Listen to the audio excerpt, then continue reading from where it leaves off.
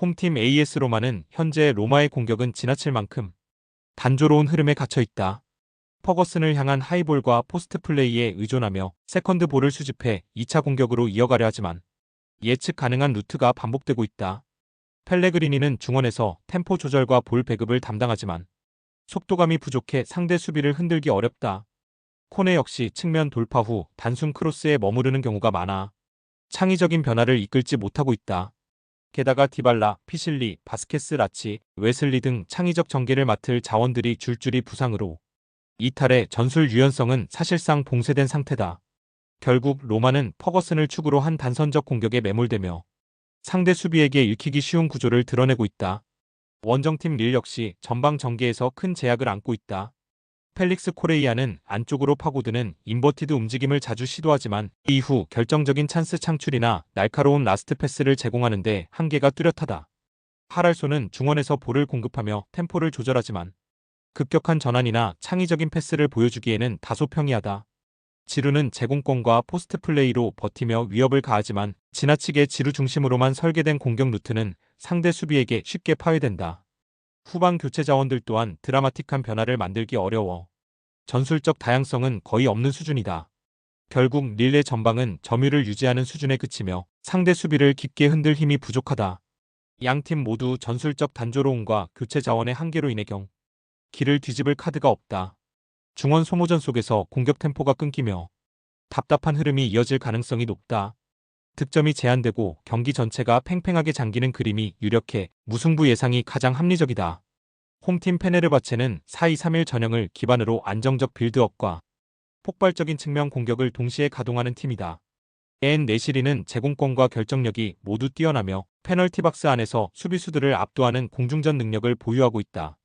아센시오는 하프 스페이스에서 날카로운 전진 패스와 중거리 슈팅을 통해 경기 흐름을 전방으로 끌어올린다. 프레드는 압박 회피 능력이 탁월하고 템포를 유연하게 조율하며 순간적으로 공을 전환해 상대 수비 라인을 무너뜨린다.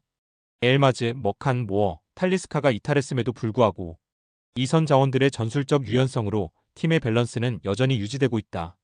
특히 홈에서는 빠른 템포 전환과 강력한 압박으로 상대를 미드필드부터 압도하며 초반부터 주도권을 빼앗아온다. 원정팀 니스는 3-4-3 시스템을 기반으로 측면 스피드를 활용한 빠른 역습을 전개하는 팀이다. 모피는 전방에서 제공권과 연계 능력을 바탕으로 공격의 중심을 잡지만 강한 압박을 받을 때 고립되는 장면이 잦다. 디옵은 폭발적인 드리블 돌파와 하프 스페이스 침투를 통해 공격의 활로를 열지만 수비 지원이 약해 후방 안정감이 흔들리기 쉽다. 부다위는 빠른 역습 전환과 마무리에서 존재감을 발휘하지만 중원 지원이 끊길 때 효율이 크게 떨어진다. 이번 원정은 튀르키예까지의 장거리 비행으로 피로가 누적될 수밖에 없으며 경기력 저하가 불가피한 환경이다. 게다가 압둘모님, 단테, 은다이시미에, 은돔벨레, 쿨리발리, 압디 등 핵심급 자원이 줄줄이 이탈하며 전력 공백이 심각한 수준이다. 결국 수비 라인의 집중력이 떨어지고 중원 압박도 느슨해져 페네르바체의 강한 템포를 감당하기 어려워질 가능성이 크다. 페네르바체는 홈에서의 강력한 압박과 빠른 템포를 통해 상대를 무너뜨릴 준비가 되어 있다. 니스는 장거리 비행으로 인한 피로, 누적과 핵심 선수들의 대거 이탈로 인해 전력 손실이 커졌으며 이번 원정에서 정상적인 경기력을 기대하기 어렵다. 홈팀이 전술적 우위와 체력적 이점을 활용해 경기의 주도권을 잡고 승리할 가능성이 매우 높다. 홈팀 풀제는 이번 시즌 실리를 최우선으로 두는 3-4-3 전형을 가동한다. 두로신미가 최전방에서 포스트 플레이와 마무리를 동시에 책임지며 비드라가 이선에서 유연한 움직임으로 상대 수비를 흔든다. 수아레는 하프 스페이스를 활용한 침투와 세밀한 패스로 전방 연결을 책임진다. 특히 풀제는 불필요한 하프라인 이상의 과감한 전진을 자제하고 빌드업보다는 안정적인 지역 방어와 빠른 전환을 선호한다. 수비 시 파이브백 형태로 전환해 페널티 박스 근처 공간을 철저히 통제하며 역습 시 두로신미와 비드라가 빠른 템포로 마무리 패턴을 만든다. 원정팀 말메는 4-4-2 기반의 전통적인 형태를 유지하지만 전력 공백이 뚜렷하다. 구두욘센이 최전방에서 연계와 마무리를 모두 시도하지만 보테인과 시구르드 손의 부상 공백이 커서 공격 루트가 제한적이다.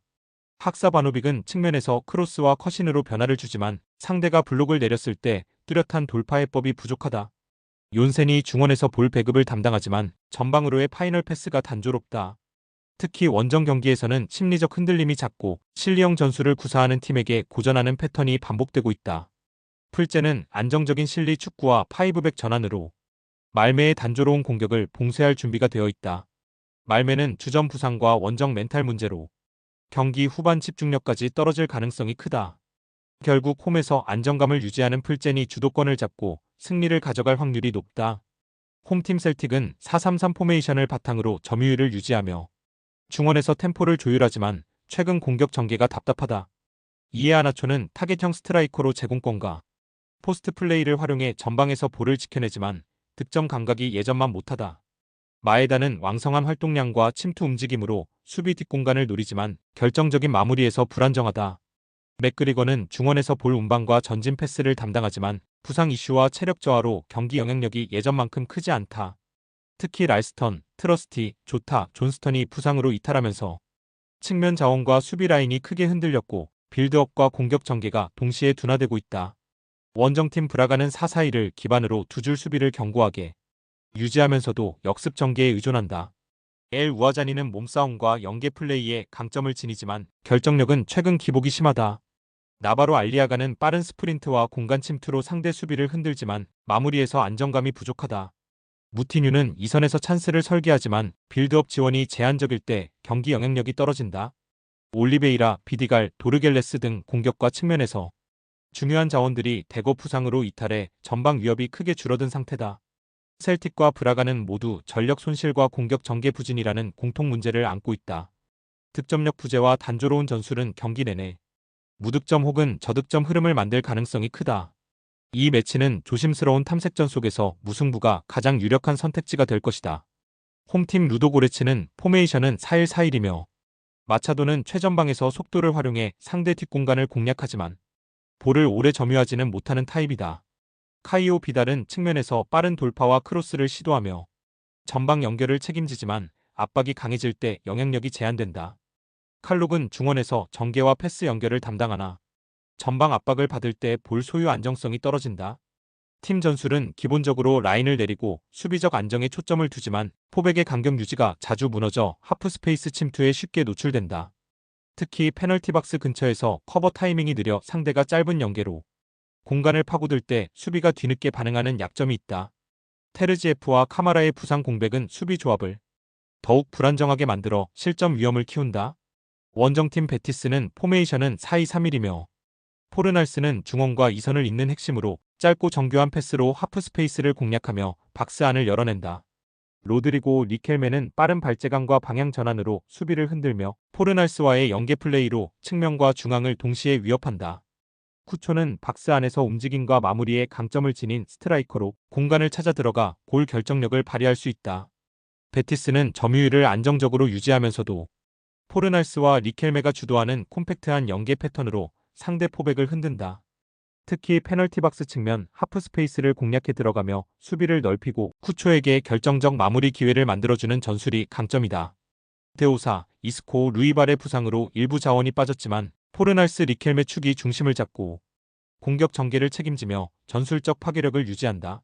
루도 고레츠는 핵심 수비수들의 부상 공백과 포백 간격 유지 실패로 하프 스페이스 공략에 취약하다.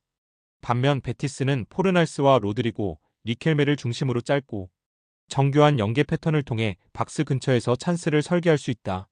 이번 매치는 전술적 디테일과 공격 설계 능력에서 베티스가 한 수 위인 만큼 승리 가능성이 매우 높다.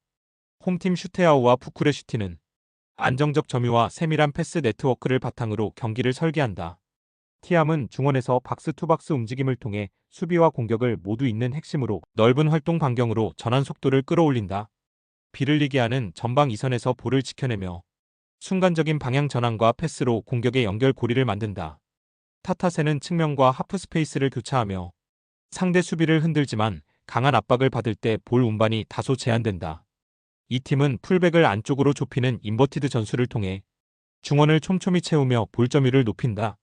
하지만 지나친 중앙 집중은 공격의 예측 가능성을 키우고 상대가 미드존을 압박하면 템포가 둔화되며 답답한 흐름으로 빠질 위험이 있다.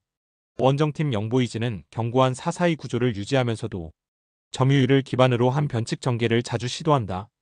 기고비치는 중원에서 볼순환을 책임지며 전환 패스로 경기 속도를 조율하는 핵심이다.